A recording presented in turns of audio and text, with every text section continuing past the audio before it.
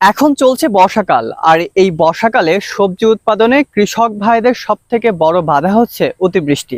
এই অতিবৃষ্টির ফলে সবজি গাছের গোড়ায় পানি জমাট বাঁধে, তারপর সবজি গাছগুলো মারা যায়।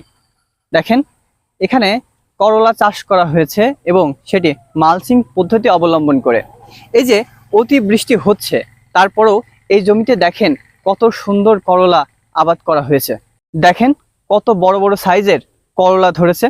এবং এই মালচিং দেওয়ার ফলে হয়েছে কি, এই অতিবৃষ্টিতে পানি জমাট বাঁধছে না, পানিগুলো খুব ভালোভাবে নিষ্কাশন হয়ে যাচ্ছে এবং এই জমিতে ঘাস বা অবাঞ্ছিত কোনো উদ্ভিদ জন্ম নিতে পারছে না, যার ফলে এই জমির কৃষক এই বর্ষার মধ্যেও বাজারে ভালো পরিমাণ করলা সরবরাহ করতে পারবেন এবং তা থেকে ভালো মুনাফা অর্জন করতে পারবেন।